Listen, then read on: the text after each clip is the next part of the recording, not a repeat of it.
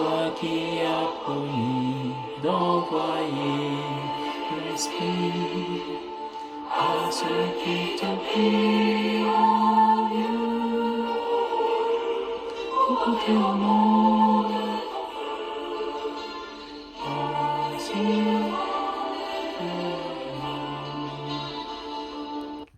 Bonjour à tous et à toutes et bienvenue à notre rendez-vous quotidien consacré à la méditation de la parole de Dieu.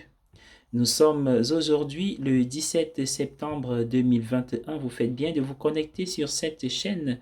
C'est le temps consacré à la halte spirituelle pour la journée. Le texte de méditation, le texte d'appui, l'évangile de Luc au chapitre 8, verset 1er au verset 3e.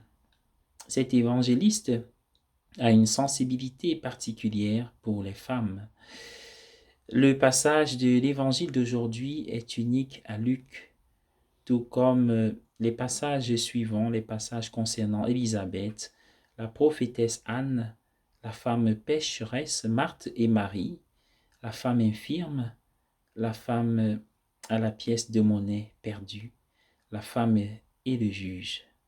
Cela ne nous semble peut-être pas très important aujourd'hui, mais en son temps et en son lieu, le suivi de Jésus, la suite de Jésus, être disciple de Jésus de la part d'une femme était hors du commun.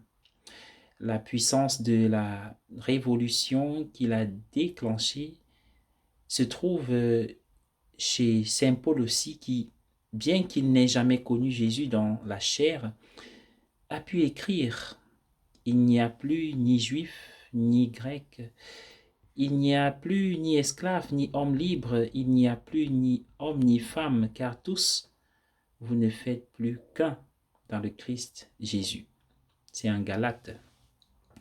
Les rabbins stricts ne parlaient pas à une femme en public. Les plus stricts même pas à leur propre épouse. Mais ce qui est remarquable, ce n'est pas seulement la présence de femmes dans cette liste d'adeptes, de disciples, mais leur variété. Par exemple, Marie-Madeleine, qui l'avait guérie, est devenue sa plus fidèle adepte, son plus fidèle disciple et apôtre. Le pape Grégoire le Grand, au VIe siècle, l'a arbitrairement identifié à la femme pécheresse de Luc 7, et cette identification s'est maintenue jusqu'à ce qu'elle soit inversée par le pape François en 2016. Et Jeanne, l'épouse de Couza, l'intendant d'Hérode, était également une disciple de Jésus. Sans leur amitié avec Jésus, elle n'aurait rien en commun. Il n'y avait pas seulement 2 ou 3 femmes, le texte dit, et beaucoup d'autres. Il faut le dire, au moment cruciaux, Jésus a été mieux servi par ces femmes disciples que par des hommes.